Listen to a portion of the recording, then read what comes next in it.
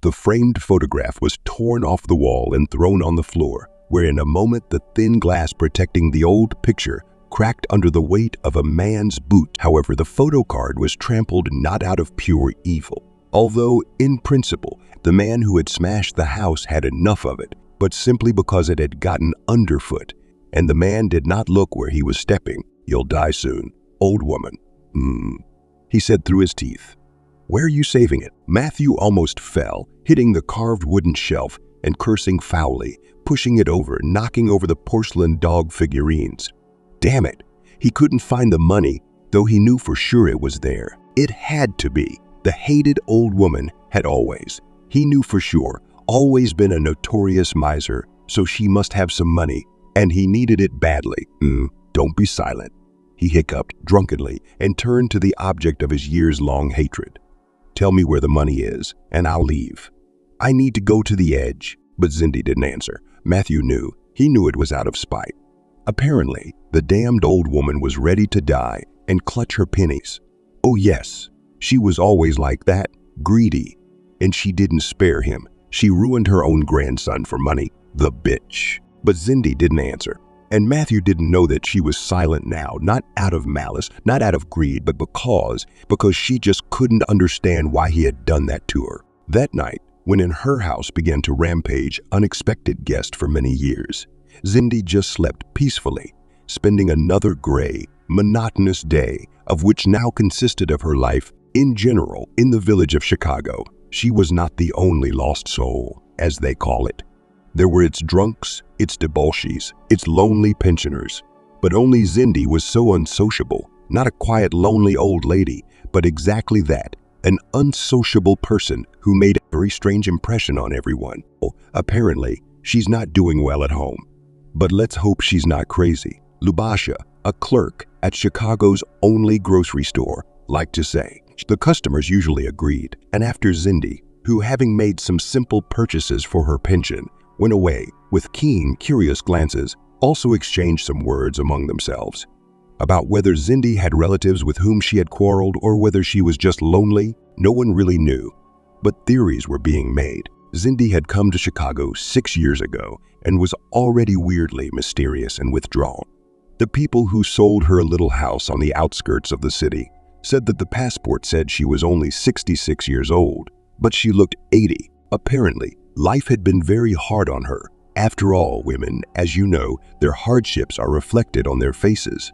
Retirement age allowed Zindi not to care about work, and she simply lived in a separate place, a hermit. She received her pension, bought groceries, and that's it. She stayed at home. Other inhabitants of Chicago in spring, of course, who little by little and who seriously took care of their plots. Planted in vegetable gardens, combed gardens, and front gardens. At Zindi's place, everything was overgrown with weeds and withered. In the end, a delegation of neighbors came to her and demanded that she at least remove dry grass. Or, excuse me, it creates a fire hazard. But Zindi listened to them silently, standing behind the fence, and went into the house. They didn't understand. Did the grandmother even understand what they were telling her? But then they saw, yes, she cut the grass. And in general, every year at least, she didn't put a mountain of garbage near the house.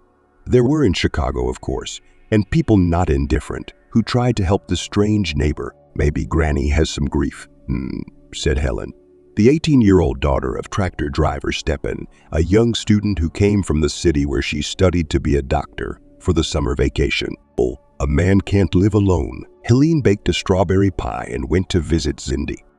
Look at that. Grandpa Melvin, a shepherd whose craft was literally hereditary. His great-great-great-grandfather had been doing it. His son-in-law, however, did not want to go to the shepherds and ignoring the family heritage. After marrying one of the 3 daughters of Melvin, began to work as an electrician. They say that in America, they go to new neighbors with these cupcakes. What are you doing, Ellen? Becoming an American? Helene was not offended in the slightest and went to the house of the new neighbor. Knocked on the gate. Zindi did not immediately look out of the window and did not immediately came to the threshold, apparently hoping that the stranger will go away. But Ellen was stubborn and ardent at that time, so she stood, smiled, and waited patiently. At last Zindi came out, but She did not open the wicket. From afar, by the way, people were watching this scene. Helene and Cindy were talking about something. Helene was holding out a pie. The old woman was shaking her head. "Oh, leave me alone," suddenly shouted Cindy. "I don't need anyone." And the pie, ruddy, made of dough soft as down and with a sea of strawberries sweet as honey, flew to the ground, smacked into the dust. The people who were watching the finale looked at each other. If such a bright person as Ellen could not find an approach to this new village, it means that she will not take root in the village. And even if she did, they would never consider her as their own. And for the first time it seemed that this was the case.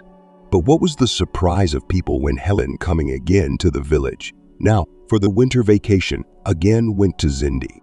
"Life teaches her nothing," said Grandpa Melvin.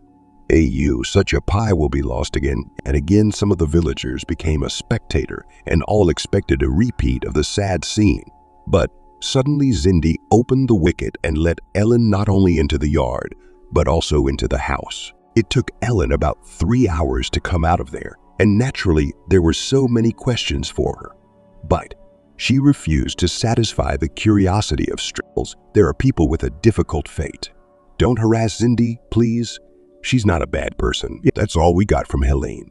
No interesting, scandalous details, no gossip, no details, just a disappointment for the curious. And so it was from then on Ellen. When she came to visit her father, she always visited the unsociable neighbor. She was the only one Cindy would let in. Ellen came to visit with gifts and, judging by the mountains of garbage, every time did not spare her hands and back, tidying up someone else's house. Chicago residents shook their heads. What a pure soul, Ellen.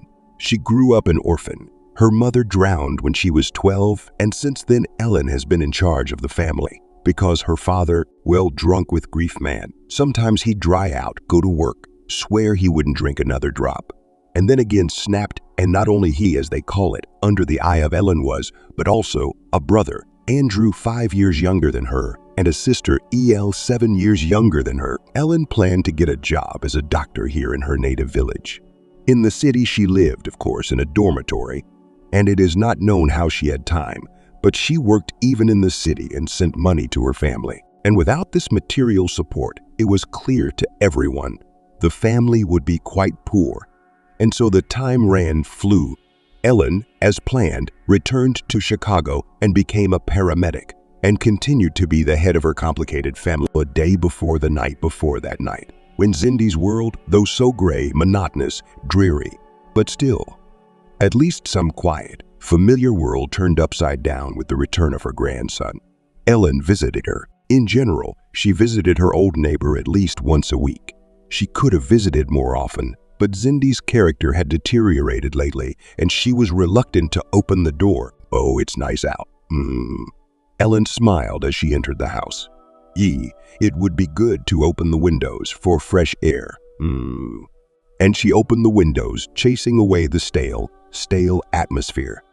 "And I'm not empty-handed," she smiled again, lifting the bag from the store and unloading its contents, some into the cupboards, some into the old refrigerator that Cindy had inherited from the previous owners of the house. Gingerbread, red apples, a dozen yogurts, sour cream and cottage cheese, chicken cutlets, canned corn, a large piece of cheese. Ellen knew that Cindy spent her pension very sparingly. The old woman's health, despite her age, was remarkably good, so she didn't have to spend much on medicines. Sometimes it seemed to Ellen that Cindy had such a life potential that some young people would envy her. But only there was something in the depths of her essence, psyche, and maybe even soul that did not allow her to use it. Grandma Cindy walked heavily, slowly and hunched over, as if an unbearable weight was pushing her to the ground. Ellen never tired of reminding her neighbor about the need to eat well, but she stubbornly bought the minimum: bread and meat scraps, bones, and a little vegetables, potatoes and carrots. Ellen could not get money from her grandmother to buy her normal food, so she had to buy supplies for her sometimes with a spice of guilt. After all, she was taking from her family.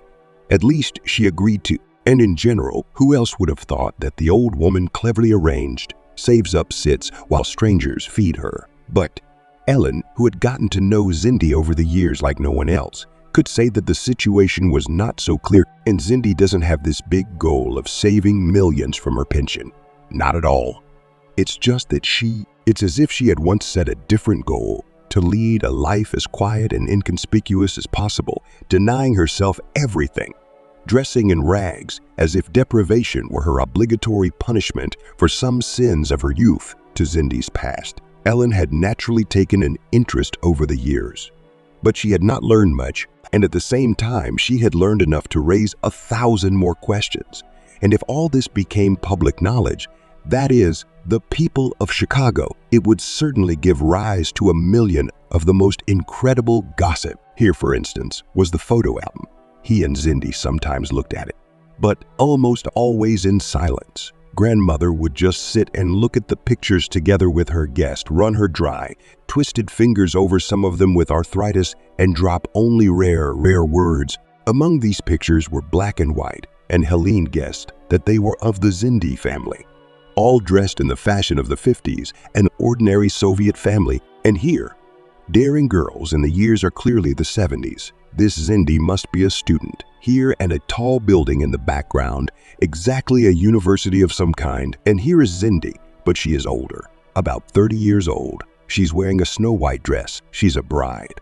The photo was taken in a restaurant, obviously very expensive for its era, and the people, guests, it seemed, belonged to the elite. Next to the groom stood another man, by the look of it, an exact copy of him, only younger, and Ellen, linking her assumptions with the words that Cindy dropped, realized that this was her husband's son, that is, her stepson. The photos from a later time were amazing.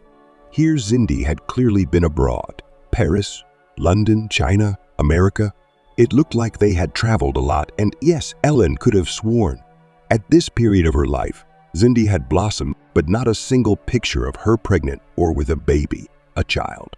Ellen tried asking about whether Cindy's grandmother, had children, but then, when she asked such an imprudent question, almost a terrible thing happened. Cindy suddenly froze, and then she slammed the album shut, threw it against the wall, and howled and wept. She wailed that she was alone in the world. She was a damned soul. Don't touch her, please. Why should she be like this? Why did she lose everything, and why didn't she just die? Helene was afraid her grandmother might be crazy, but she calmed her down, gave her some drops for her heart, sat her down and wrapped her up warmly.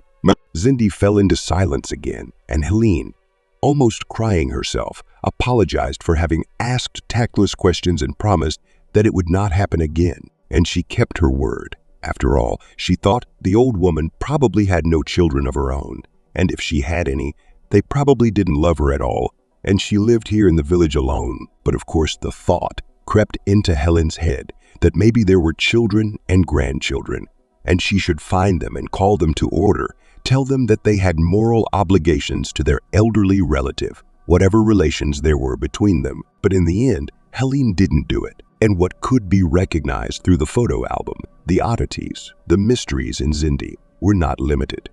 Thus, in her house, there were quite a few books in French and English, from which Helen made the assumption that Cindy had a good profession in her youth. After putting the groceries away, Helene approached Cindy, who was sitting looking out of the window. "Why don't you go for a walk? It's nice on the river, the wind is blowing fresh. In the forest, by the way, all the birds have already arrived singing, it's so nice." Cindy looked up at Helen with pale blue eyes, which had acquired a strange, cloudy, transparent color with age, and said nothing. Ellen cleaned up her house a little. She made sure there were clean linens in her grandmother's closet. Well, all right, she said in an exaggeratedly cheerful tone, because there was nothing to be happy about. "I'm going. I'll come back later, okay? Don't miss." Ellen couldn't imagine how Cindy hadn't gone crazy from loneliness. Maybe it was her books that saved her.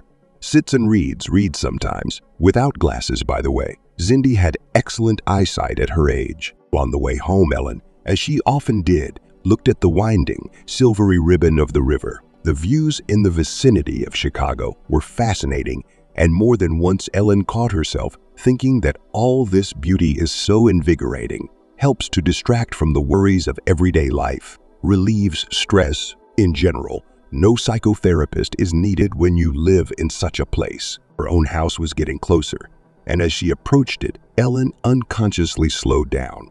It wasn't that she didn't want to go back there, but it was getting harder and harder to be at home lately. In general, Ellen had nothing to reproach herself for. She had not abandoned her brother, sister, and father, had not fled to the city in search of personal happiness and profit when she turned 18, but had come back and helped the brother. Andrew has already grown quite big and went to study at vocational school, decided to become an automobile mechanic. Mel was just finishing school this year. Ellen wrinkled her nose as if from a toothache. No, there was no way to realize her sister's dream of a fancy dress for the prom. She just didn't have the money. If only Mel believed in it and not capricious, not whining and reproaching. However, Helene did not expect much gratitude from her relatives. The fact that they were much accustomed to take her care as a matter of course was already accustomed. But how hard it was sometimes. Sighing, Ellen finally opened the door to her home. Quiet, so noisy sister walks with friends at the weekend again. Probably went to the river. From the kitchen, which is the main and large room, came the quiet grumble of the radio. My father liked to listen to it, and for some reason, he listened to it when he was drunk. Oh, Dad, have you had breakfast? I left some potatoes in the pot, and there's some baked chicken in the refrigerator, Ellen said, kicking off her shoes and putting on her comfortable slippers. Her father, Jeremy, was sitting at the table, staring into his glass. He was hiccuping and seemed to be dropping tears again. Ellen clenched her teeth. Don't start remembering her mother. There was nothing wrong with the memories themselves, of course. But the bad thing was that afterward Jeremiah usually decided to fix something in the household. And what he did, he broke, but there was nothing to be done about it. Never once had Ellen been able to put her father to bed. Then he'd get even more violent. Sighing, the girl went to her room, which she now shared with her sister. Ellen froze in front of the mirror. She looked at her reflection. What is it? A deep wrinkle on her forehead, and she was not yet 30, and in general, her complexion was faded. Her hair was brittle. Today, Ellen thought, it must be such a day. Everyone was in a bad mood, and she was no exception. She looked herself over meticulously, then she turned away resolutely. Enough of picking on her appearance. There's no money to become a beauty anyway, so she'll have to live as she is. And in general, immaterial things, as they say, are not the main thing. Cindy sat by the window until evening, rustled around the house a little, and slept some more. She was especially immersed in herself, and she had her own special reasons for that. She didn't tell nobody about it, not even Ellen, who seemed to be the only one from the whole village who was kind to her. Just a few days ago, Cindy received a letter, and oh, if she'd known who it was from, she would have burned it in the oven. But she gullibly opened the envelope. It was written by Matthew, her grandson. He said he'd come back. He'd never made it there. It didn't work out. He's come home, and yes, he realizes that they parted badly, that they didn't talk much, but there's nowhere else for him to go. So maybe his grandmother won't refuse him. Maybe she'd take him in for a while. Cindy sighed heavily, and she had hoped that he would stay there forever, or that he wouldn't find her. She would have liked that very much. The letter was sent from the address of neighbors who lived in the house where Cindy herself had once owned an apartment. She had sold it quickly and cheaply and had moved to the village with the money. The picture of what had happened was clear. Matthew, not finding her at that address, had apparently asked her neighbors to tell her where she lived now. Cindy sighed even harder. It was her own fault. If she wanted to hide from everyone, she shouldn't have written to her neighbors. But they were kind-hearted people, and when she settled in Chicago, she sent them a New Year's greeting card the first year. That's how her grandson found her. Cindy's eyes darted around the house, as if somewhere in its walls, among the old things, could be found the answers to the questions that tormented her. What to say? One could, of course, say that he shouldn't come, but Cindy swallowed hard and almost howled at the rising feelings, the stupefying, drying sense of guilt, because it was definitely her fault that her grandson had grown up to be such a lost man, unable to make a normal life for himself. Cindy decided that she would probably agree. Let him come. Maybe after all these years, it might even be a chance for things to get better. Of course, he can't remember all those terrible things. He was too young, but she remembers. And maybe now they'll get along better, and not at once. Grandma Zindi noticed the note at the end of the letter that he, Matthew, planned to leave after sending the letter in a few days because it was her natural duty to accept him. Zindi only opened the letter, but then closed it and folded it neatly into an. Then there was nothing to be done. Then, so be it. The train would arrive at lunchtime the next day, and so Zindi waited for her grandson to arrive with the evening bus. Zindi didn't clean the house and certainly didn't cook any treats. She had neither the energy nor the desire to do so. She just waited, waiting for the door to open and for him to come in. Matthew knocked and came in. He simply stepped over the threshold, and without saying hello, he froze. Zindi, breathless, looked at him. Here he was, her grandson. Here he was, the last person connecting her with the past, a living reminder of what she had done, how she had stained her conscience and soul. And at that time, when everything had just begun, he thought that she was a lucky girl, a pamper of fate, who gets to pick the ripest, sweetest fruits from its branches.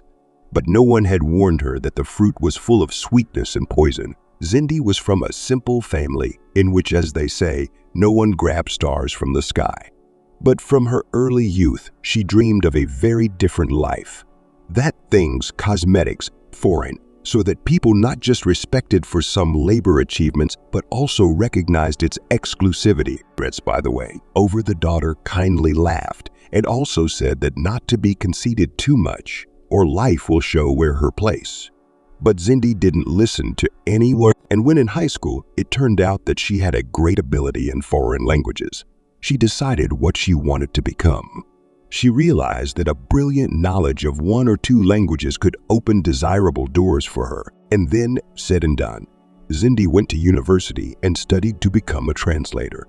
Naturally, closer to graduation, the student, the most capable among her classmates, slowly acquired the necessary connections. And one day she was introduced to a man. His name was Vin, and he was in the trade and with foreign countries. And he, as fate would have it, needed a translator. Some of Zindi's acquaintances joked that she had jumped at her chance like a piranha and that she was scared of her ambition. But Zindi didn't listen to anyone, and she was really hungry for much more than the ordinary circumstances of life were ready to offer her. Vin was unmarried when they met. He was a widower, a single father with a grown-up son, and Zindi was young, sweet, she knew how to be affectionate. And soon the wedding took place. It would seem, here it is, happiness, but soon it turned out that Zindi was infertile. What a blow it was for her. Don't be upset. Her husband consoled her. We already have it. Purely technically, it was so. There was a stepson. His name was Igor, but practically, Zindi began to feel that fate had laughed at her cruelly. Much later, looking back, she thought that it was because she couldn't become a mother herself that she started treating Igor and his wife so badly, who were expecting a child, who was to be Zindi's first grandchild. They named him Matthew. Meanwhile, the world was undergoing great change. The 90s had arrived. Vin, adjusting to the new reality, went into business, and at first it seemed that he was a lucky man. He signed important contracts. His family could afford to buy a house on the south coast of France, and then the black streak began. First, Vin, his son and daughter-in-law were killed in a car accident. Actually, Matthew was also supposed to go with him that day, but the boy was cranky and Vin refused to take him with him as a punishment, and they were supposed to go to the amusement park in the city. After some business, Zindi was left with an 8-year-old boy in her arms and, as it soon turned out, a lot of debt. She was receiving visits from the bank, and worse, from some private individuals to whom Vin, as it turned out, owed astronomical sums. Zindi didn't know what to do, but then she found a way out. There's someone who can help, one of the creditors said to her in a low voice, and explained something strange. There's someone who can solve any problem, just absolutely any problem. But I have no money, paintings, antique furniture. You sighed Zindi. Everything has already been described. It's usually not about such a small thing as some money of human civilization. Money is, just energy, a key, said the strange creditor and handed over a business card. Black, embossed paper with silver-colored text. It read Master A black and depicted 2 dots, which for some reason caused Zindi to have a sharp, uncomfortable, and almost painful association with the eyes of a beast gleaming in the dark, but what was there to do? She made a phone call. A secretary answered her and said that Cindy could come in and Mr. A. Black would see her. As Cindy realized, an audience with this man was terribly difficult to get. But thanks to the business card as an individual invitation by acquaintance, everything was possible. The mysterious A. Black, at first glance, seemed to Cindy the most ordinary, simple-looking man, about 50 years old, balding with a potbelly and even uneven yellowish teeth. In general, he did not look like a powerful millionaire who could own a mansion, or rather, even the whole castle, where she came with her grandson. Such were the conditions of the audience. But once this man started to move, to speak, it was like a flash of magnetism, charisma, inner, infectious power. Alex Black was a brilliant orator, psychologist, and manipulator. But Cindy hadn't realized that for a long time. He sympathized with her losses and said that she was left with not only debts and nightmares, but also numerous business connections of her deceased husband. And this is worth a lot. I don't think a child should be bored with adult business talk, Alex said as an older boy entered the office. He was a pretty blond boy with glasses. Alex introduced him as his son, Hector, and suggested that the children could go and play in the garden where, in addition, their table with all sorts of treats had already been set up for them. The conversation flowed on, and much later looking back, Cindy thought about what it was. Very strange. It was like hypnosis, he said. He said he would help her, that everything would be fine. And she even cried in his office with gratitude and relief. There was a savior for her. Then Cindy left with Matthew and a substantial amount of cash. Mr. Black said he would need some time to deal with her questions and problems. And then the truth about the price came out. It just so happened that Matthew had stayed overnight at the castle several times at Mr. Black's invitation, and it never occurred to Cindy that that was a bit odd. She reasoned that Mr. Black was just a very kind-hearted man, and his son had his own personal mini-zoo, carousel, all kinds of entertainment, and my grandson had become his friend. So what was wrong with letting the boys socialize more? Only no matter how much Cindy wanted to get away from her grandson, to whom, by the way, she had no particularly warm feelings, but she could not help noticing the changes in Matthew's behavior. He became suddenly withdrawn, silent. He ate badly, and at night he woke up with nightmares. He sometimes threw tantrums about how he would never return to Black Manor, and then he would go there with the obedience, the doom of a slaughtered victim. Cindy was getting help. True, things were still bad for her, but Black had promised that things would be better soon. And Cindy preferred to turn a blind eye to Matthew's strange visits to other people's homes. Then, one day Alex said it would be good for Cindy to get away and paid for her vacation in the Swiss Alps. And naturally, he said, the boy could and should, just absolutely should, stay with him. I don't, Matthew said quietly when she announced her plans to him. I don't want to. You don't, said Cindy. I thought you and Hector were friends. I don't know, Matthew frowned. EA protects me, but they're taking me and the other kids away anyway. What? Cindy didn't know what he was talking about. What other children? Who are they? Where are they taking them? Matthew, speaking heavily, as if he had to overcome a barrier to do so, told her that there were other children in the manor, but no one could see them, and that they are treated there, and they are taught, they learn strange things, and that some evil scientists come to them. Are you stupid? Cindy shouted at him when Matthew got to the part of the story where Mr. Black, dressed as a black goat, beat a drum and demanded that his son strike a man tied to a stoned altar with a sword. Don't you dare make that up.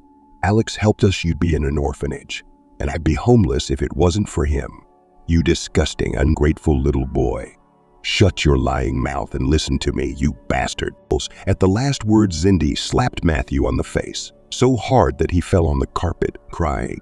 The boy looked up at her, and oh, what a look. It gave Cindy a chill. He'd never called her grandma. Cindy didn't want to, because it supposedly gave away her age. But never before had Matthew mentioned that she was his father's stepmother. Cindy went to the resort after all, and had a wonderful time. Well, she tried to have a wonderful time without thinking about how her obnoxious grandson was doing, and then, suddenly, the police showed up at the resort, and she said something scary. And when Cindy opened the newspapers and turned on the TV, there was a story about it too. Turns out Alex Black had been arrested. It turned out that he was the head of a certain sect, which included many wealthy, influential people. Through mystical rites, Alex pledged to ensure their prosperity and all success, the protection of business. But, as the authorities said, in reality, he was only a skillful manipulator and even hypnotizer. He pulled money from the members of the sect and did all sorts of abominations. He did not hesitate to involve even children, from whom he seemed to create some perfect weapon for the future. Now Alex was captured, his accounts were frozen, and all his property. In general, it became clear to Cindy that she had lost her powerful patron. "What about my grandson?" she asked, afraid of hearing the worst. "Oh, Black intended to poison him," one of the detectives said. "Just like his own son," added the second detective. Cindy was shocked, and she was also afraid of the accusations that her grandson had suspected something, that he had said such things, and that she had ignored him, that because of the substance he had taken, the boy would have partial amnesia about the last few months he had been at Black's estate, and that he would have problems with his heart, liver, spleen. In general, Matthew had become, as they say, an invalid without 5 minutes. Cindy was shocked, and she was also afraid of accusations. After all, her grandson suspected something, he told such things, and she ignored him, and so Cindy was greatly relieved when she learned that Matthew had indeed forgotten everything. What did he remember? Well, he'd only talked about the subject of his time on the estate with the police, and he'd refused to talk to her, and in general, he kept a cold and detached demeanor with her. But still, he seemed to be recovering from what had happened. Cindy had lost everything, and she realized it was time to go back, to leave France. Her own parents were dead by this time, and all she had left was their apartment in an old brick 9-story building. Cindy simply could not imagine how to live now, or rather, to survive, when she had lost everything she was used to and when she had a grandson in her arms, to whom, with surprise and even some disgust to herself, she recognized she still feels nothing. Even she felt sorry for the kid purely humanly, but no warm feelings of kid. But then it suddenly turned out that Vin had some relatives in Russia, and his son's wife had relatives. And so they asked if Cindy would agree to give Matthew to one of them for upbringing. Cindy happily agreed. Yes, let them take him. She had done enough already. And at the same time, as it was still bitter to realize, she had broken the child's life. The relatives, by the way, knew almost nothing about what had happened. Cindy presented everything in such a way that Matthew had not fallen victim to the sectarian, that he was fine. And the boy himself kept silent about everything. Years passed. Cindy tried to lead a normal life. She worked as a translator for a while, a French tutor. And it was strange, but it was as if Black's curse had come true, assuring that the adepts who left him would be forever unsuccessful. Cindy was barely scraping together enough money to make a decent living. And with each passing year, the feeling grew stronger that there, in France, she had left not only her conscience, in fact, she had closed her eyes to everything that was happening, but also a part of her soul, and that now she was forever damned. Time flew by. From scanty tidings, Cindy learned that Matthew was living badly. He was a delinquent, a bully. They said he'd become mentally retarded. Then he got out of it and went to a technical school to become a builder. Then he completely abandoned his studies and he got drunk. Then he was working somewhere and someone leaving home. There were other rumors that Matthew was growing up unsociable, aggressive, didn't get along with people. Cindy tried to chase away from herself the thought that it was because of her that he had become like that. After all, everyone knows how hard it is, sometimes reflected in the traumas of childhood. Sometimes, by the way, Matthew wrote her letters or even called her to congratulate her on holidays. And it was weird, because he never, not a single word about what had happened in his childhood. And Cindy, of course, didn't want to remind him of it. Time flew by. At some point, Cindy was told something astonishing, that Matthew had been lucky enough to get a job abroad. He'd gone to France to pick crops. However, soon there came sad news. Matthew almost went to jail in France because it seems he had done something to his employer, and now he was back. And for some reason, to her, no, Cindy supposed After all the past, probably, Matthew's acquaintances and relatives had turned away from him, and yet it was not clear why he decided to visit her. But it was also hard for Cindy to think. She had been adrift for the last few years and now, well, she felt more guilty than ever in front of her grandson and thought that she simply had no right to refuse him. In fact, it would be no loss to her if he stayed a little while, and maybe she would feel better in her heart. And maybe she would get credit for her hospitality in the next world. So Matthew sat across from his grandmother at the table. They were having dinner. They dined in silence. And before that, over tea, of course, they had a little talk. Matthew said that yes, he had made a mistake in France, but he wanted to start it. He was thinking of starting his own business. His father had one once, and he was successful. So why your father's business ended badly, Cindy said. She didn't expect such a harshness from herself, but what she said. And then she made a bed for her grandson on the sofa, and they went to sleep. Cindy, Matthew called her about an hour later after they had gone to bed and sat down on the sofa. He was still in his clothes, by the way. Or, are you asleep? Oh, I'm awake. You woke me up, Cindy replied quietly. What do you want? I need money, Matthew said quietly. And you've always been frugal. Cindy turned away from the wall with her lips pressed together. Oh, she didn't like this conversation. What does a man want after you've taken him in? I have no money, she answered and squeezed his eyes shut. Maybe sleep would come sooner. And you, sleep. Grandson, you'll stay 3 days as agreed, and then… Grandson. Matthew's voice sounded like the hiss of a snake in the darkness, only slightly diluted by the light of the moon outside the window. Grandson, do you have the right to call me grandson? Oh, old girl, life teaches you nothing. Cindy heard Matthew getting up heavily and walking around the house. Had you been drinking? The old woman asked quietly, smelling the thick odor of alcohol. She had always been sensitive to such things. Cindy didn't keep anything alcoholic at home, by the way. What's it to you? Muttered Matthew, who was rattling the closet for some reason. He had been drinking. The bottle was hidden in his travel bag, and he'd emptied it secretly when he'd gone to bed. It was already hard to sleep without it lately. Cindy hoped that her grandson would calm down. She had told him honestly there was no money. Yes, she had a little money saved up, but that was nothing.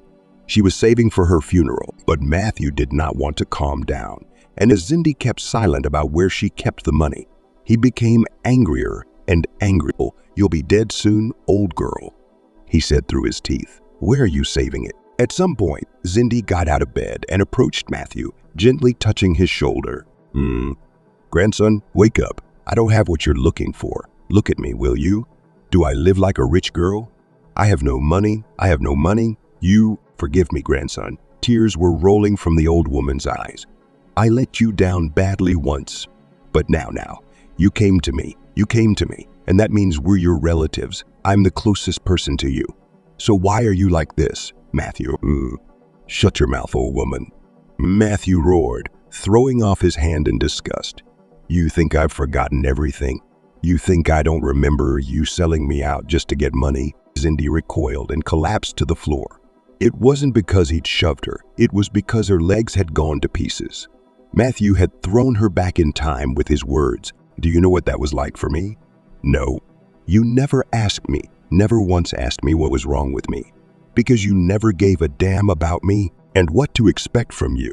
He grinned bitterly and angrily at the same time.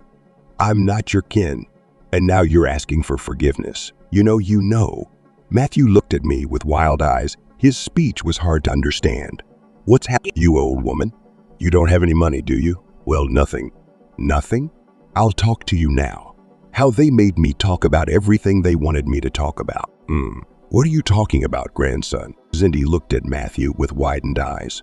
She was suddenly very scared, and she thought, fine, let him have the pennies he saved, except Cindy couldn't even remember where she kept them right now if she wanted to. It was blotted out of her memory, knocked out. From fear, I suppose, she thought. Matthew, meanwhile, not listening to her weak protests and sobs, grabbed his grandmother by the scruff of the neck and dragged her into the yard. He knew what he had to do. The sun was rising over Chicago. Ellen reluctantly opened her eyes. She used to love mornings. But now she didn't.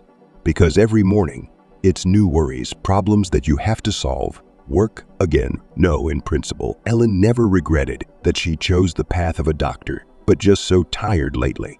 It's been a year without vacation. That is purely formally on vacation, but there was no time for herself. All business and worries absorbed. Overcoming the temptation to lie down for another 5 minutes, Ellen got up, made the bed, brushed her teeth and washed her face. Father, as usual, fell asleep on the kitchen floor. Recently, Ellen stopped carrying him to bed, only to spoil his back and no gratitude afterwards. Princess Helene looked in on her, sleeping soundly. What a sleeper. Helene sighed. Her sister liked to stay up late on the internet, and unless she had to go to school, she would get up in the afternoon.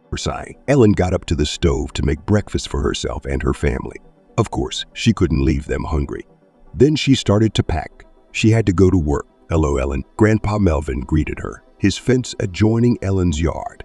What do you think of him? Oh, about who? The girl didn't understand her. About Cindy's grandson. Does she have a grandson? Helene wondered. Of course she does. Melvin nodded with great pleasure from his own person, who was the first to know everything. I came to her house late in the evening. I was coming home from the pasture. My Mirka, the goat you see, was going to graze unauthorized at night. So I was looking for her and bringing her home, and I saw a man standing at the gate of Cindy, just like a criminal. So I stopped and asked, "Who are you?" And he told me he was her grandson. Well, that's how it is. It was a shocking news for Ellen, because Cindy had never mentioned such a relative before. Helene sighed.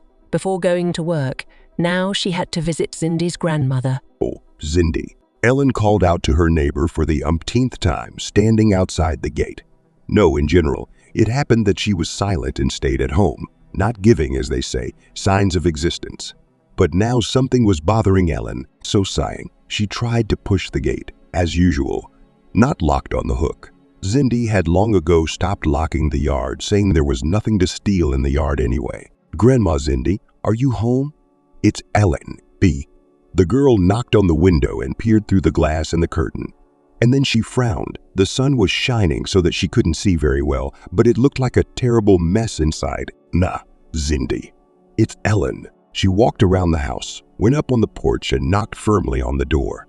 If the grandson came to visit, then at least he should open the door. And then Helene noticed that the front door was not locked either, and that was strange, because Cindy was used to locking it. With a bad feeling, Ellen pushed the door open and entered the hall. In the nose immediately struck the characteristic smell of booze. It is Ellen over the years, while fruitlessly struggling with his father's alcoholism, learned to recognize instantly. A moment later, the source of the odor was revealed. A man snoring sprawled on the floor. Helene rounded her eyes. He had made such a mess here. He had overturned everything, broken dishes, scattered photos and things. She knew such violent people. And her own father, 5 years ago, when he got drunk, he began to be disorderly. And only recently, he began to behave differently. When he got drunk, he became quiet and only occasionally became violent. But it was not the state of the house that worried Ellen most of all, but the absence of Mama Cindy. Hey, you. She bent down and poked the stranger in the shoulder with her palm. Hey, wake up. Where's Grandma Cindy? But the man didn't wake up, only scratched his side and snored even more, letting out a string of saliva from his mouth. Disgusting. Helene expressed her opinion aloud and walked briskly through the house. It was not big. There was nowhere to hide. And why would Grandma Cindy hide? Unless she was hiding from her drunken grandson. Why did you let him in? Sighed Helene. She had already looked in the closet just in case, and even in the cellar. But the old woman was nowhere to be found. Sighing even harder, Ellen went out into the yard and started calling for the old woman again. What's wrong? Melvin looked out from behind the fence leading to the abandoned vegetable garden. Ellen briefly outlined the situation. So maybe it was in the barn. Scratched the back of his head.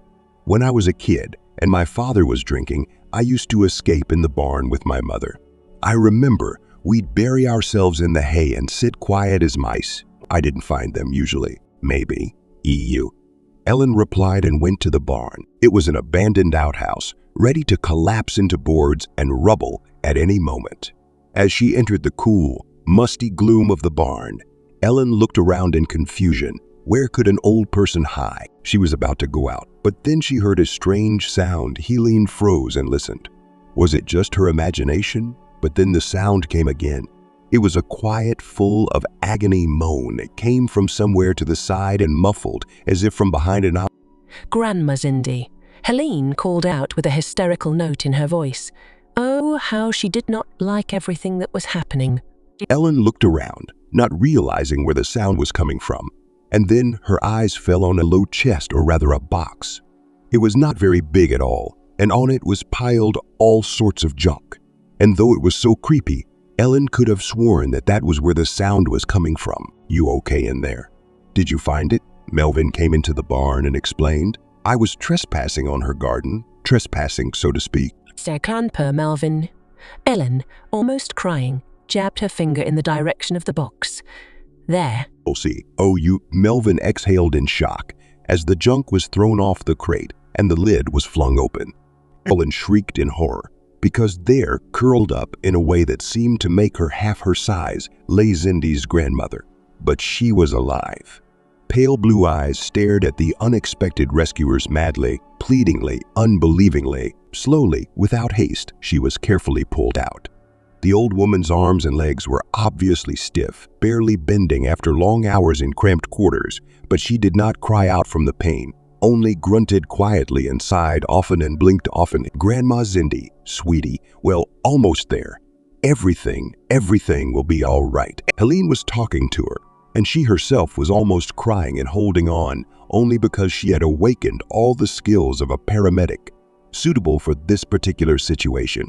And therefore, of course, it was necessary not to cry, but to help people. Call an ambulance. Call an ambulance. Ellen threw to Grandpa Melvin. Oh, I have a phone, but I don't carry it with me. He answered guiltily. Helene began to look for it. It must be here in her purse, but I guess she forgot it too. She tapped herself on the forehead, remembering that she had indeed forgotten it on the kitchen table when she was watching some entertainment video with funny kittens over tea and sandwiches. Oh, I'll be right back. I ran across the yard to the gate, and just a minute before, an expensive high-end black SUV with tinted windows had pulled up to the gate of the poorest house in the village. And Ellen, as it happened, literally ran into one of the two people who got out of it. Ouch! The girl squeaked, and because she was all worked up and was in a hurry, she almost fell, but she was picked up by strong hands and held up. Mrs. Ellen, instinctively resting her palms on the man's broad chest, hidden under a black leather jacket, looked up. And this, a little later, looking back, she never realized what it was, but it was a state that fit the description, drowning in someone's eyes. The stranger's eyes were brown, deep, and piercing, seeming to look straight into her soul. He looked to be about 30 years old. Strong, sharp, masculine features. Nose with a slight hump. Black, mid-neck curly hair. Bronze gold skin. He smelled of some sort of parfum that reminded him of wood, leather, and something spicy. He loosened the gentle embrace before she could say let go, and a slight smile touched his lips, but his gaze was completely serious and even stirred. I'm looking for Zindy. This is her house, isn't it?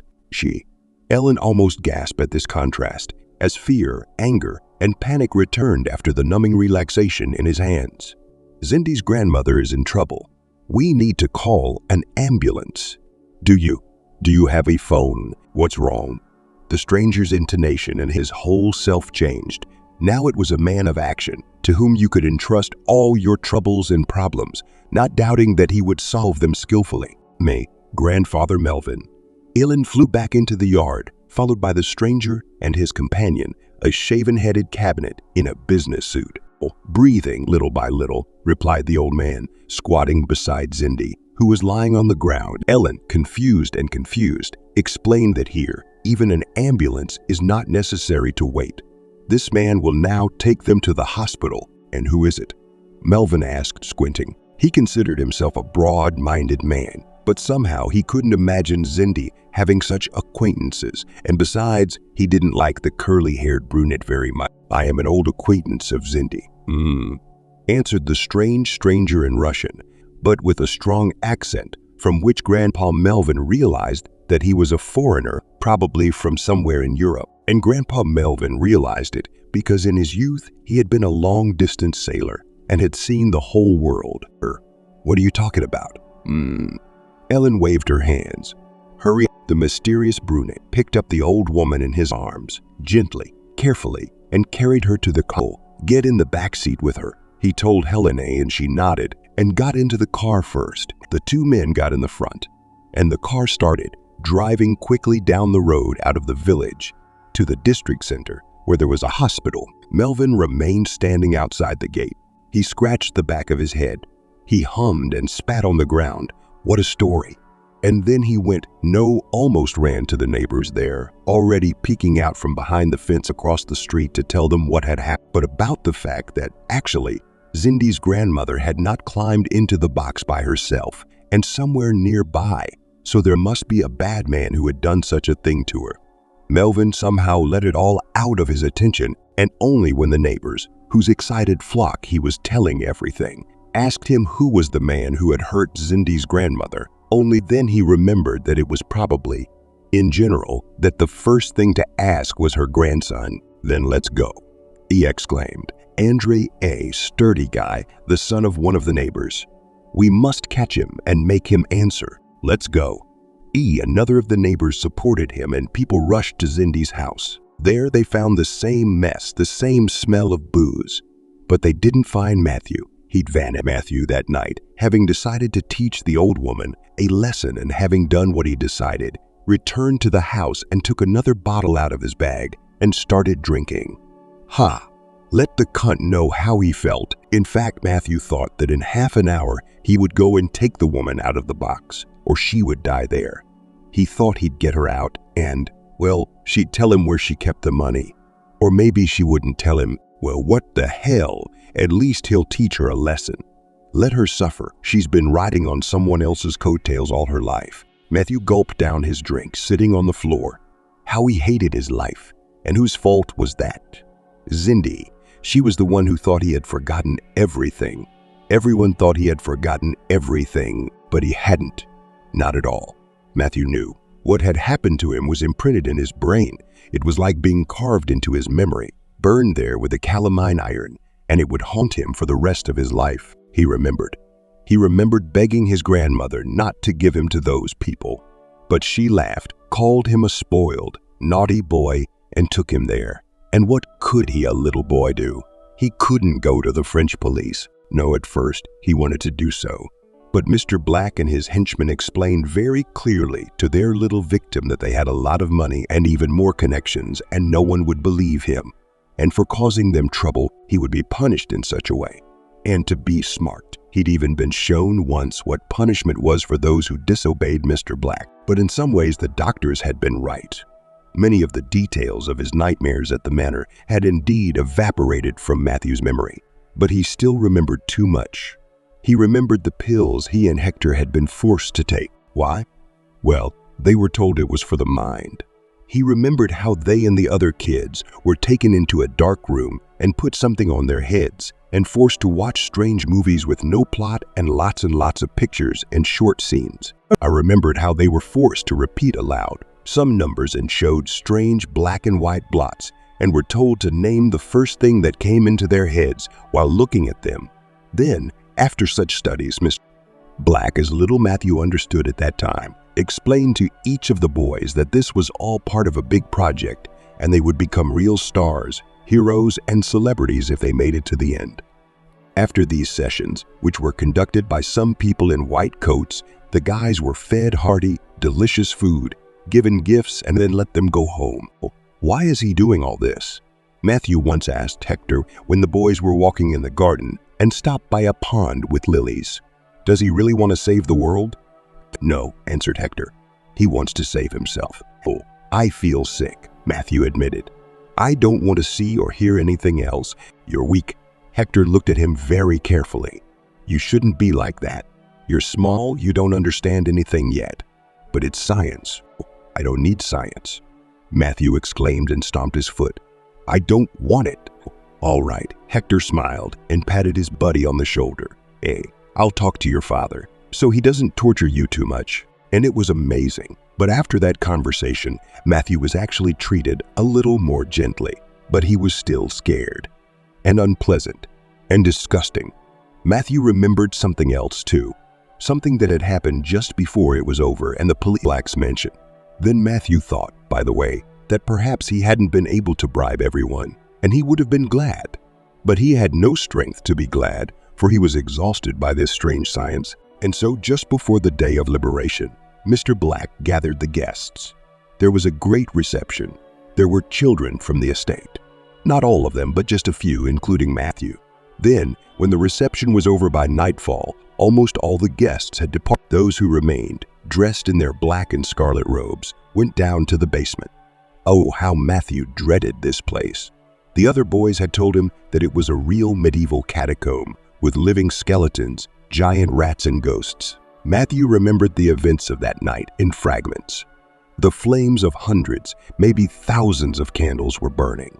The walls of the dungeon reflect the hum of voices singing in a strange language, and Matthew knows it is Latin, a stone altar. A statue of some creature, it looks like a goat and a man at the same time. He remembered being held by his shoulders and told to watch and fear nothing. He remembered Mr. Black announcing that of all the students, his son was the best. Hector was handed a weapon and told to go to the altar and punish the man who had planned to betray his father. No, don't do it, whispered Matthew, who in his heart felt that if Hector followed the order, he would be broken. Something in him would change forever and he would lose the friend he had made in this strange and terrible place. And then, unable to bear it all, Matthew suddenly broke free and rushed into one of the dark corridors. He ran and cried, and then he stumbled and fell, lying flat on the cold, damp stone, and roared heartily. He didn't care that he would be punished, that they would lock him up in dark, cramped quarters. He didn't care about the whip. He didn't care anymore, but they took him out of the dungeon and gave him some bitter herbal tea, after which he fell into a deep sleep. The next morning, everyone behaved as if nothing had happened.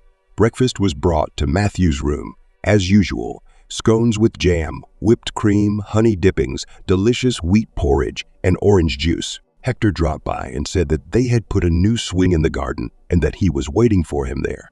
All in all, it seemed like nothing had happened yesterday. Only Matthew felt as if there was a spring inside him that had been compressed to the limit and was about to be released. And so, without breakfast, he crept through the corridors of the house to Mr. Black's study. Matthew knew perfectly well that he was just a boy. He was no match for this powerful evil, but he also realized that there was something he could do, and he did carefully. As if the thing was capable of biting him, he opened the silver box that stood on the master of the manor's desk. There, on a scarlet velvet backing, lay a ring of black silver with a fancy relief pattern. Matthew took it, clutching it. He imagined what they would do to him if they caught him in the act. But no one entered the study suddenly.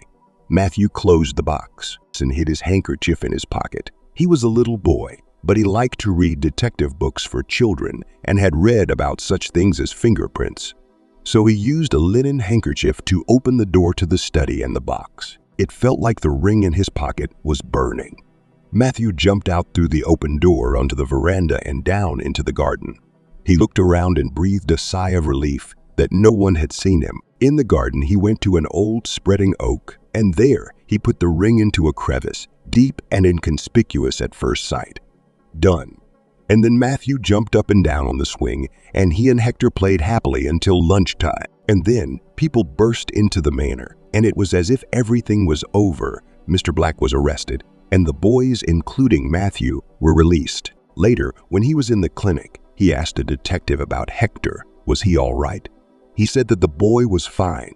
He was handed over to his father's distant relatives who would take care of him now. But no, to see the guys will not be allowed, because each of them is an important witness to all this giant nightmare case, and therefore they must be separated for their own safety. And then the detectives, the psychologists, talked to Matthew, and he felt absolutely useless because there was so little he could remember. And Matthew himself suspected that the disappearance of memories, such as the faces of Miss Black's guests, had something to do with that bitter herbal tea. And then his grandmother had taken him away, and he'd subdued himself.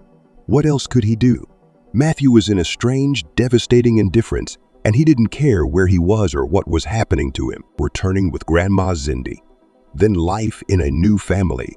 And oh, it was not a good life. No, Matthew didn't mean to be a naughty boy on purpose. He just felt like an outsider and a spoiled brat.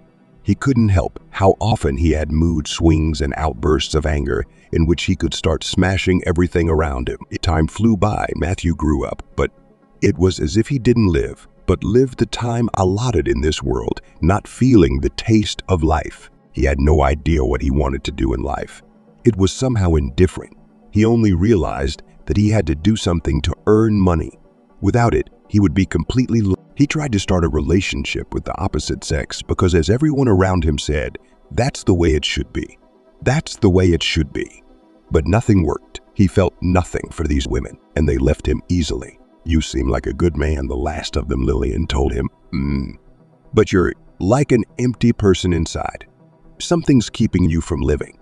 Sort yourself out and be happy. Only Matthew didn't understand how to figure it out. He didn't have any friends either. So acquaintances, but they were. So not so much, and even sometimes they left him too, saying that it was physically hard to be near him. "Your energy is bad," said one of his departed friends named Alex. "Probably the weight of the past is weighing you down. You should sort yourself out and let go of the past." Meanwhile, time flew by, and Matthew never really got anywhere. And then things in his life got worse than ever. And it all started with the fact that in the place where he worked, at the packing of all kinds of household chemicals, men started talking about the fact that abroad in the season, you can earn good money harvesting crop. The main thing is to have good health and no bad habits and laziness. "Matthew, why don't you come with me?" Said a man called Sam. "There's an advertisement for a trip to France to pick olives, but it's a bit scary to go alone, you know." Matthew thought about it. France. That's where everything had happened once. And then something clicked inside, and he remembered that while his adoptive parents were dragging him around psychologists and psychiatrists, one of them gave him advice that sometimes it helps to get rid of traumatic experience by returning to the place where it was received. And so Matthew agreed. And a few months later, together with Sergei, they traveled to France by bus because air travel was too expensive. And as if it were all an elaborate mockery of fate, it turned out that the farmland where they were to work was not far from where Black's estate was located. "Why are you so gloomy?" Sam asked him one day. "It's like I've come to hell." He chuckled. "Come on, take a walk, have some fun. You might meet a French girl." But the only thing Matthew met was alcohol. It was in France that he had his first drink. At first, just a glass of red at dinner. But in 2 weeks, Matthew was drinking so much alcohol that he was hinted that he would be kicked out. Not a penny would be paid, and he would be forced to pay penalties. But he didn't care. Matthew lost sleep in peace. The memories, buried, it seemed, safely, were bursting out, tormenting him with annoying wasps. So one night, after a drink, he went to Black's house. He didn't know why he wanted to go there. It was just a need he couldn't resist. Matthew already knew that no one had lived in the manor for years, but of course it must have been guarded. But it must have been guarded badly, because Matthew found a hole in the fence and got into the garden. His feet carried him. He reached that very oak tree, not noticing how he was scraping his fingers, planting splinters in them, and reached into the crevice for the ring. The ring glittered dimly in the ghostly light of the moon, peeking out from behind the clouds. Matthew slipped it into his pocket and left the garden the same way. He returned to the farmer's property on foot, crept quietly into the dormitory house where the workers lived, and went to sleep. He was fired, by the way. They paid him a little bit of money, though. Sam did the work, and Matthew left France. He had the ring with him, and it was strange, but it was as if it were somehow easier now, and at the same time it got worse. The memories were more painful than ever. Matthew had gone home to visit his foster parents. He'd gotten so drunk that he'd gotten into a fight with his foster father. He left home. He spent the night at some distant acquaintance's house, and then he literally found himself on the street. Where to go? There was only one way out, to the bums, because there was no more strength to live like this. When there is no strength and everything is like but foster parents forgave me. They found him and dragged him to their house by force. They let him sleep, fed him. They persuaded Matthew to get codependent, and he Agreed. We decided to do it through hypnosis. Is that your decision? The doctor asked Matthew sternly. You must realize the seriousness of this choice and the probable consequences of what may happen if you break down and drink alcohol. Come on, Matthew sighed. I know everything, but I can't stand it anymore. I feel like I'm not alive. The hypnosis session took place. He's a very strange patient, the hypnotist later said thoughtfully to his assistant. It seems that his mind has already been tampered with, although he claims that it never happened.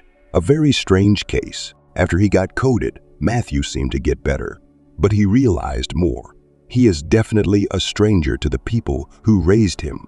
Now Matthew just wanted to leave soon and start his own, independent, separate life, but he also realized that he had to meet someone, Zindi's grandmother. In fact, he wanted to really stay with her for a couple of days and have a quiet talk about everything, a heart-to-heart, as they say, and then move on. Get any kind of job he wanted, as long as they helped him with a place to live. And then, well, whatever life throws at you. But something went wrong on the train. It was that Matthew had a very persistent traveling companion. Don't you have any respect for me? He asked, bulging his eyes and pushing a shot glass to Matthew. I got coded. With a hypnotist. Wow. Shook his head. I was coded too. And what do you know? No, Matthew looked at the alcohol and felt the urge to take a drink. There seemed to be a fire blazing right from the inside, and he needed to douse it right away. His traveling companion told him that he had been coded too, his ex-wife, but he was a free man, so he drank and lived better. It was hard to agree with him. He looked wrinkled and obviously sick, but Matthew suddenly decided that maybe a couple of drops would do him good. And then he had this. What was it? Willpower. He'd just have a drink to get acquainted, that's all. And so it began. The companion got off at one of the stations, but Matthew stayed on. He bought more alcohol. His head was buzzing, humming and spinning with such thoughts, angry and hurtful at the same time. When he arrived at Zindi's, Matthew no longer wanted to talk calmly and heart to heart. He could barely keep himself from saying to the old woman's face everything he thought about how she had ruined his life. And then Matthew suddenly thought that his grandmother must have money. She couldn't have saved up. She'd always been so greedy, and she'd sold him her grandson. Then Matthew drank some more and everything was spinning in his head. How much he hated Zindi. He was angry that she wouldn't tell him where the money was, and then he decided to teach her a lesson. Then really, he wanted to let her out, but he fell asleep unnoticed. In the morning, Matthew slowly began to come to his senses when he was shaken and scolded by some strange girl. She was so beautiful.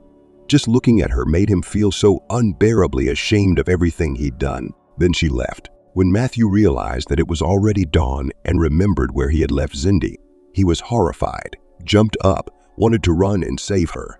But suddenly he saw a car outside the gate and then how people came out of it. And yes, it was very strange, but only Matthew, leaning against the window, suddenly clearly distinguished the face of that man with black hair. And although so many years had passed, but he recognized him. It was him. Matthew felt as if he were stuck to the floor. Fear. No, the feeling that gripped him was something else entirely. It was primal terror.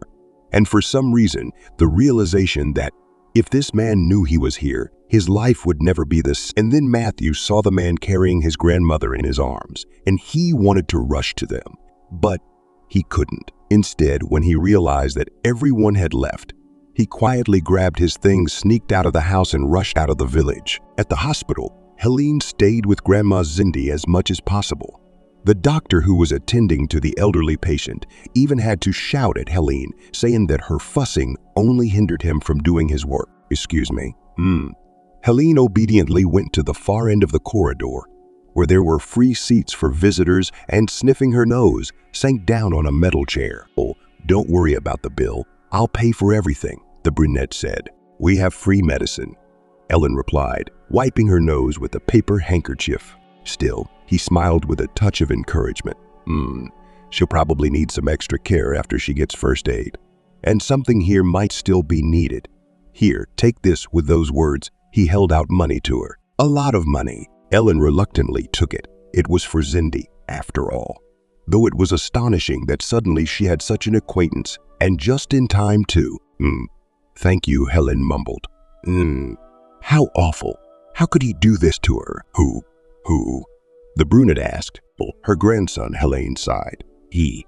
It must be him. There's no one else. He arrived low. She didn't notice the shadow slipping across the brunette's face.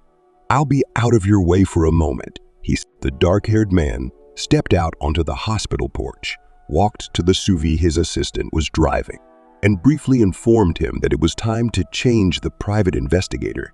He'd notified him that Matthew had taken a ticket to a completely different, but hadn't told him that he'd gotten off earlier. None of these people knew that Matthew had done so because he was still hesitating at the station, whether to stop at Zindi's grandmother's or to go straight on to the town where, as some acquaintances had told him, they needed laborers for some construction. So how would he know that, boss? The aide waved his hands. He doesn't seem to have as many informants as, say, at home. So I think he's doing his job all right. You were just going to meet Zindi to find out more about Matthew. I guess you're right, the brunette said. And I think we're really lucky. But you call. Tell them to look for him now and better, and have them detain him. Apparently, he's not going to sit still anywhere now. Got it, boss. Everything will be done in the best way. Smirked the assistant. The brunette, on the other hand, went back to the hospital. The doctor had just told him that his grandmother was already in her room, that she was feeling a little better, and that she could be visited for a while. You're back just in time, Ellen said. I'm sure she'll want to see you too. Ellen's heart sank when she saw Zindi, thin under the hospital blanket, pale, so weak. Zindi. Ellen forced a smile out of herself and walked over and took the old woman's hand. All is well now. You are safe now. How are you feeling? I'm okay. I'm alive, Zindi replied, tears immediately welling up in her eyes. Oh, Ellen, I'm sorry. I scared you. You're late for work because of me, I'm sure. No, not at all. It's not your fault. And him, your grandson. Helene gritted her teeth. He'll answer for everything. He'll be found. And then she noticed how Zindi's expression changed. She looked over her shoulder as if a demon had appeared to her. Helen felt a chill run down her spine. But when she turned around, she saw only the brunette, who smiled in a friendly manner. Hello, Zindi. UATA. The old woman was barely breathing. Is that you? I'm glad you remember me. After all these years, me. The brunette grinned and then turned to Ellen. We haven't had a chance to get acquainted. Allow me to introduce myself. My name is Hector. So I understand everything. The doctor looked into the room. But the visiting time is, as it were, ending. You can still come back in the evening. In the meantime, yes, of course. Ellen nodded. We understand. I will definitely come back, Zindi. Hector took the old woman's hand and kissed it ceremoniously. I am happy to meet you again, and to be useful to you, I am at your disposal. Helene looked at Hector. He was definitely wonderful. Then they left the room together. That's a man, said a woman in her 50s, a neighbor of hers. A relative? Oh, no, said Zindi, who was shivering slightly, though she was wearing a blanket and the room was warm. A family friend. The nosy neighbor persisted. Sounds like a difficult man. A foreigner or something. He spoke with an accent. Introduce him to me. The neighbor winked. I have an unmarried daughter, a good girl, a manager, a hostess, and nay, damn into hell. Zindi exclaimed and cried quietly. The neighbor was silent, stopped smiling, and felt extremely uncomfortable, and also thought that maybe the appearance of an imposing stranger is deceptive. Helene was not a talker by nature, but somehow it so happened that after leaving the hospital, she and Hector easily talked. And he told her amazing that he knew Zindi when she was living in France. I was friends with her grandson, Matthew, he answered, looking with honest eyes tinged with nostalgia. We crossed paths with him a few years ago, but I don't think such friendships should be lost. I've been looking for him, and here, what dreadful circumstances. Matthew seems to have fallen victim to alcohol, and I can't believe he was capable of such atrocities. He invited Ellen to the cafe to a bite to eat after all his worries, and to spend some time talking before he could visit Zindi again. Ellen agreed. It was too late to go back to work anyway. She would have missed the time to visit Cindy when she got to the village, so she just called her workplace, apologized, and explained the situation. And then, over a cup of coffee, Helene suddenly told Hector so much. That's all, everything was laid out. And about Cindy and the village of Chicago. And even about her personal life for some reason, right down to her childhood memories. And then she was afraid of her own frankness, not understanding. What came over her? It was like being mesmerized. But on the other hand, Hector was so charming, so disposed to himself, and so looked into his eyes that it was simply impossible to look away. But he didn't talk much about himself. He only said that he had a business in France, inherited from his father, and that he had come here for some business and to see an old friend, and then they went back to the hospital. But only Cindy, when she saw Hector, she got so worried and said she wouldn't talk to him. She wouldn't talk to him. She said that she didn't want to talk about the past time, that life was over and it was good that it was over. Cindy kept turning away so that she wouldn't meet Hector's eyes. Well, I'm sorry. He sighed so sincerely that Ellen wanted to shake Cindy and sternly ask her why she offends such a good man. Isn't it clear that he wants to do good? In that case, I have no choice but to leave. But you, he smiled at Ellen. Would you be kind enough to take care of her? He said, and then handed Helene another wad of money and walked out. Oh, what's up, boss? The assistant asked as Hector got into the car. Oh, the old woman's a tough nut to crack, Hector replied. What? Your charms don't work on her? Chuckled the assistant. Well, it happens, boss. Well, I got a call saying they found Matthew, but there's a good chance he's gone. Oh, then let's not waste any time. Hector's face contorted into a predatory grin. Ellen sat down on the chair next to Cindy's bed and gave her the contents of the conversation with the doctor. It turned out that as if nothing threatened the health of the old woman, but the doctor, having learned that Cindy has not visited any clinics and polyclinics for a year on principle, strictly said that this at her age, extremely imprudent, and asked Helene to make a suggestion to the patient. Don't worry, Cindy. Helene smiled. Everything is fine. He will discharge you soon. Well, I'll be going home soon. I'll look after you there. You'll be fine. And as for your grandson, we'll take care of him. No, don't do anything to Matthew, said Cindy. And Ellen gasped for air because Cindy suddenly began to say that no, Matthew is not guilty of anything. And it's the damn vodka. But he's a good man, no matter how good he was in the past. Maybe when he was a kid, but now he's an adult and has to take responsibility for his actions. Ellen shook her head. You can't leave it like that, Cindy. You don't know. A few tears rolled down from the old woman's eyes. Ooh, oh girl, you don't know it was me who ruined Matthew. And then this thing showed up. After his own heart, just like his father. Who are you talking about? Ellen frowned. Bob Zinn, you mustn't worry. Let's you take a nap now, rest, and then… No, Cindy clenched Ellen's hand with unexpected force. So much so that it hurt her. I've kept it all inside for so many years, and now I have to tell you. Hey, excuse me, said the neighbor in the room. But maybe I should move to the far bunk for now. Just I'll hear everything, accidentally. Because next to me, no, Cindy sighed. I don't care anymore. I'm ready to tell the truth to everyone, to the whole world. There was no one else in the room but the three of them. And Cindy began her story. She spoke quickly, easily, clearly, and intelligently, as if she were reading a book. She was pouring out her soul, stating facts, not whitewashing herself, not denigrating others. She was just telling everything as it was. And about her youth and big selfish dreams, and about the marriage that ended in tragedy, and about how she failed to save her grandson, entrusting the child into the hands of a monster, and about how, when she returned home, she tried to forget everything, but it didn't work. Wow, said her roommate when Cindy finished her story. Hollywood rests. Oh, and are you sure that this man, that boy in the past? Ellen asked. Yes, Cindy nodded. Alex Black had an only son. His name was Hector. And that's him. His eyes, I'm starting to forget my own husband's face too, but his eyes, just like his father. Helen, my little girl. The old woman looked at me with a desperate plea. Save my grandson. He must not be the first to find him. All right. Helene agreed.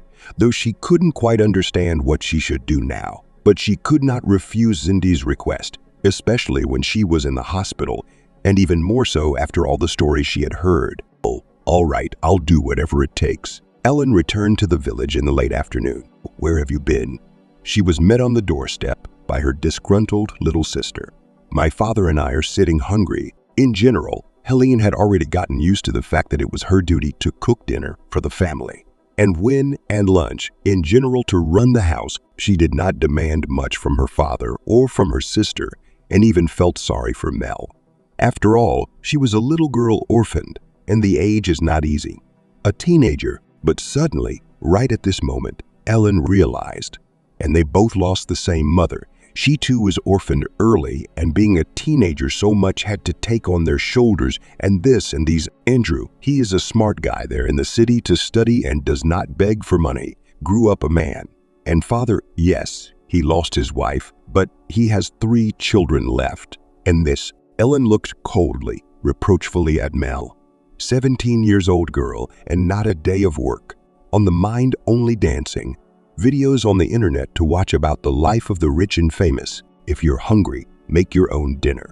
Boil pasta and fry cutlets. There's plenty of them in the freezer. It doesn't take much intelligence, she said, and went back to the front door. I've got things to do. Go on, look after your father. You're a big girl. It was very strange, but for some reason, having said all this, Ellen felt such a moral relief.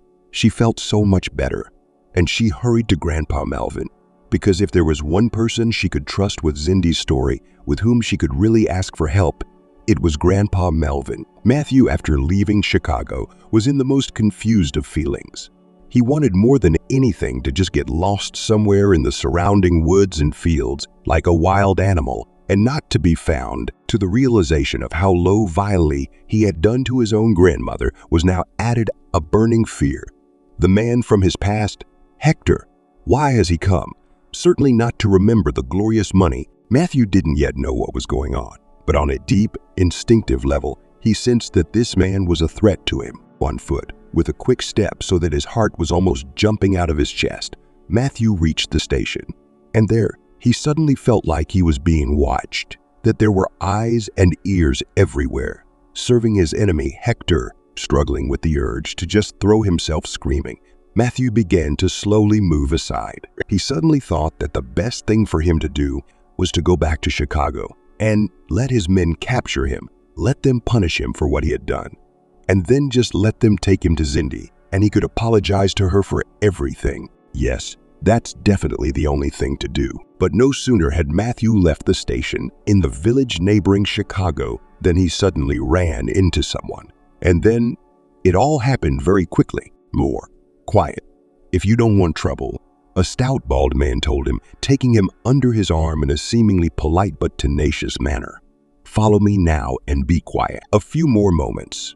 Matthew didn't even realize how it happened, but he was numb. He didn't scream, didn't call for help.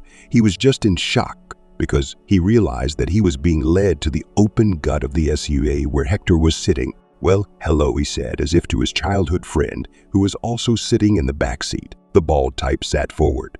Matthew opened his mouth and somehow couldn't make a sound. Then he swallowed hard. "What do you want?" he asked in a low voice. "Oh, what a good question." Hector grinned. "I don't know.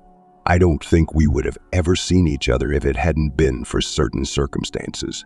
You know, I was happy for you when everything happened and my father was arrested. You know, I've always felt especially sorry for you." Matthew couldn't stop staring into Hector's eyes as he spoke, and he knew that he was not being deceitful. The car started and drove off. Hector, meanwhile, continued. He said that yes, he did not share his father's beliefs, but an authoritative parental figure. What could a child do against her? Hector said he was very relieved when it was over, because neither he nor the other kids had to be subjected to nightmarish mind control experiments anymore. "Do you want to know why he did that?" Hector asked, and although Matthew shook his head in a negative, hysterical way, he did say. He said that his father believed that through special techniques of influence on the psyche it was possible to raise someone like future special forces. Who will obey once laid in them programs? True, at the stage when Matthew was involved in this terrible and supposedly scientific experiment, the children were simply suppressed without laying any programs in them. I understand, Hector smiled sympathetically. I had nightmares myself. My father got what he deserved. I was taken care of. And I got my inheritance in due time. Except, there was one thing he owned, and it was but to his ancestors. It was supposed to be inherited by me. But it was gone. No one knew where it could have gone. Our estate.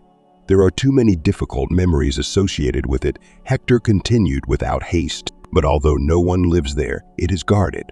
But unfortunately, there was a breach in the security system, and the cameras detected an intruder entering the house. And this person just started walking around the garden for some reason. Curious, isn't it? And then he took something from a tree, an old oak tree. Unfortunately, it wasn't clear from the video what he took, but my men were able to find out what the man was, and I immediately guessed what he might have taken. The car slowed down. While they had been talking, it had left the station, gone around the village, and was now standing on the riverbank, almost at the cliff. Hector moved closer, looking at Matthew very intently. And then I thought, what a strange coincidence. And I thought we should meet. Matthew was breathing heavily. He was feeling so bad right now, and then he spoke. He told me everything he thought and felt. He remembered how he thought Hector was his friend. And then he couldn't understand how, despite everything his father had done, he still, I wish we'd never met again. Matthew said, you'll never see me again. Hector grinned. Just give me what belongs to me. Why do you even want that ring? I don't know, Matthew answered honestly. I was a kid then, and I don't know, I wanted some kind of revenge. And then I thought that if I took it, it would make it easier to accept the past. And did it? Hector asked me sweetly. No, Matthew answered. Then you want the ring. Within moments, Matthew was out of the car and running toward the cliff, his hand outstretched, the silver ring glinting dimly in the setting sun. If you knew how much I hate you. He spat out angrily with a bitter resentment that came from his childhood. How can you, after all he has done to us, how can you live like this? You're not poor. You're the master of life, aren't you? And you don't have nightmares. And how many kids have their lives ruined? Have you ever thought about that? That wasn't my problem, Hector squinted. He was getting closer, as if the unspoken but clear threat of throwing the ring into the river didn't bother him at all. The victims and their families have received generous compensation from my father's estate. Your grandmother, by the way, was offered one, but she declined. What was I supposed to do? Give up the family business? Suffer for the rest of my life? Yes, my father was wrong, Hector sighed, but my life goes on and I don't intend to let anyone interfere with my— Give it back, Matthew. And why would I do that? Tears were rolling down the man's face. You think you can buy me? Money doesn't interest you, said Hector. But I must tell you a little secret. My father taught me something. There is a special gift passed down through the male line in our family. It would be primitive to call it hypnosis, but means to make it easier for someone like you to understand. Let's call it that. Give me the ring and then I'll help you. You'll make me forget everything. No, and yes, you'll remember a lot of things, but you'll be able to let it go. You'll be able to get on with your life. Also, I'm told you were codependent and started drinking.